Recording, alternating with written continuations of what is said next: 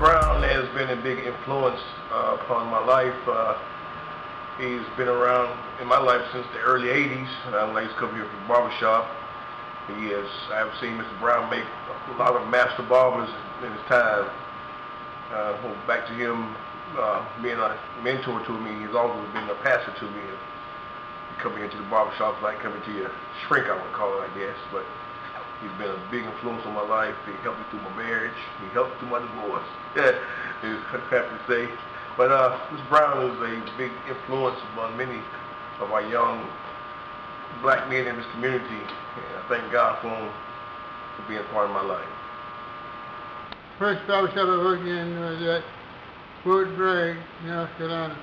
I graduated from barber school, and the same day I graduated from barber school, I came to Fort Bragg and got a job working as a barber. There was a time when President Truman had integrated the Army, so they had to have a black barber in every barber shop, at least one black barber, to take care of the customers. So I worked at Fort Bragg barber shop for about 6 months. Then I got drafted in the Army. And after coming out of the Army, I came back to Fort Bragg and worked about 17 years. And I got tied up with the union at Fort Bragg after getting out of service. And I got laid off. I got fired. I got fired at Fort Bragg for union activity. We were trying to organize, me and another fellow was trying to organize the barber, so we have a little more unity and a little more power. And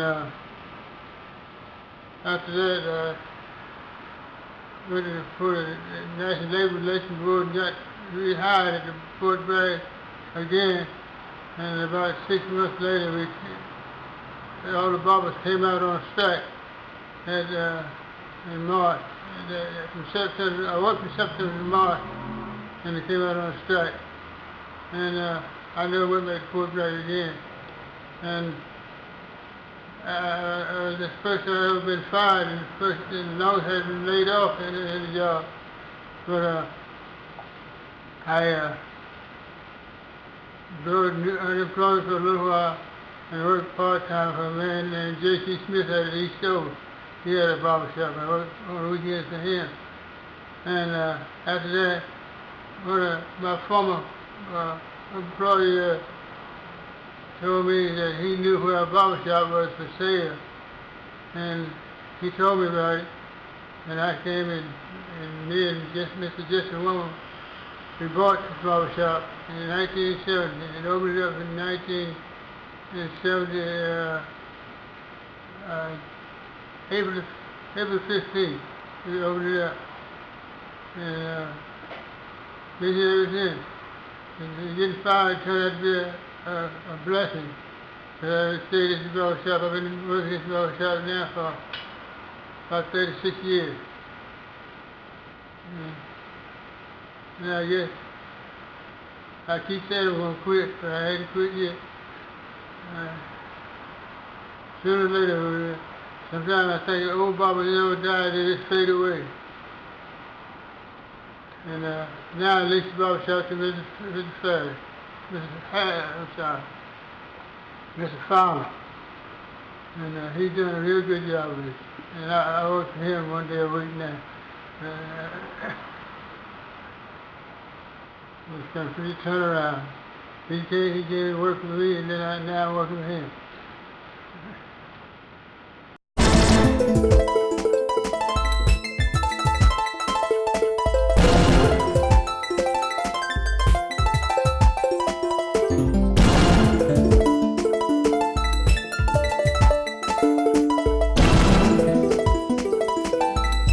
In July 2004, David C. Brown rented Midway Barbershop to Travis Fowler.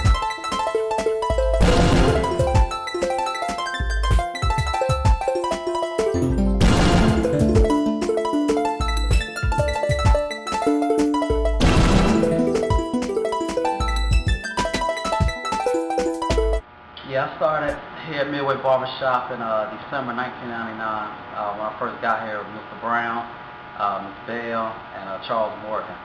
And of course I was the youngest, out of the crew that was working here at the time.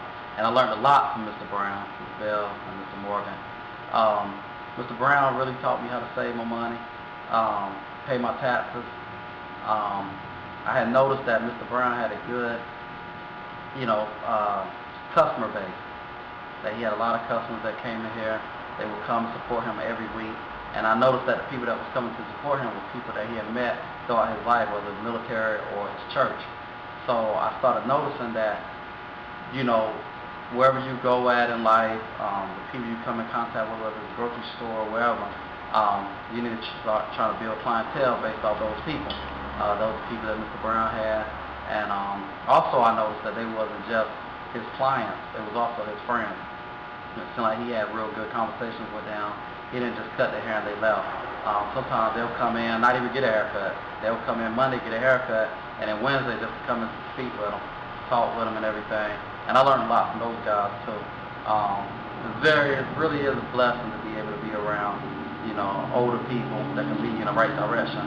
I look at Mr. Brown like a mentor. So when I first started working here, I was an apprentice. Moved from being an apprentice after a year to being a registered barber, a master barber. And throughout that, Mr. Brown, showed me everything I need to know, from the clippers that I need to use, from different styles that I need to know how to do on the client. I was here 4.5 years, and then Mr. Brown decided to let me get the barbershop. So here it is, 6.5 years later, and I'm still owning the shop. Mr. Brown works every Tuesday, and I still go to him for advice.